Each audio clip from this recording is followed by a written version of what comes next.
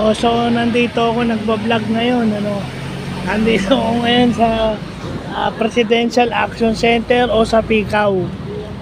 Ayan, nakikita nyo kanina yung video ko kanina, nakapila. So marami pa rin nakapila ngayon. Siguro kung medyo maaga-aga ka nga lang, wala tayong magagawa. Pero hindi, okay na, basta at least nakapila.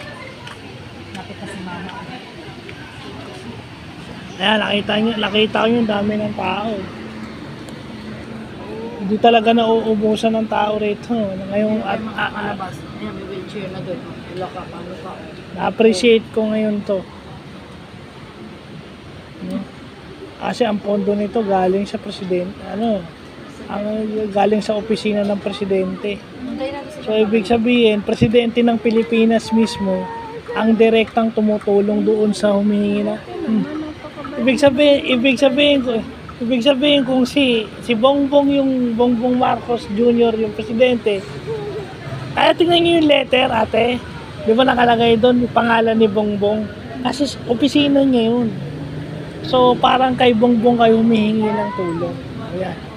Andiyan kaya siya sa Ay, yan ang hindi natin kasi may nakikita ng face to face. hindi, kasi marami siyang ginagawa. Hindi naman natin, wag na natin kung lalabas, di ba? Pero kung hindi, kasi presidente yon, siyempre maraming bodyguard yan, bawal talaga. So ayan, butit nagba-vlog tayo ngayon para alam natin, yan yung lugar, ano, kita niyo yung ambience ko, yan daw yung St. Michael, privilege ako. Privilege ako, ang ganda wala ng lugar na to. First time. Puntayin natin si Papa. First time. First time. Sa bahay na lang. Pinaka-main ng Malacanang. Hindi po. Sabi ko parang maliit. Hindi po. Ang pinaka-main ng Malacanang is isang compound to. Nandun siguro sa kabila. Oh. Yung office of the president is siguro nasa kabila. Yung pinaka-office. Iba pa rito yung president, yung kung saan nakatira yung presidente. Iba pa yun. Ito kasi pag pumasok ka rito, ito yung tawag na Malacanang compound. Ang sinasabi nila kasi first time ko eh.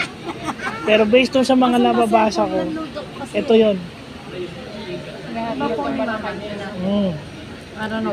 Ito ang pinaka-secured na lugar sa buong Pilipinas kasi nandito yung pinakamataas na opisyal ng Pilipinas, yung presidente ng Pilipinas, na dapat protektado at all times. Kaya nakita nyo maraming gwardiya. May nakita nga ako rito nakapatig naka-uniforme sundalo. So yan, butit na ba-vlog natin yan. Sana nga makausad na sila Ate Roda. Ano pong pangalan yung ate? Ano po? Menchi. Menchi? Sige po.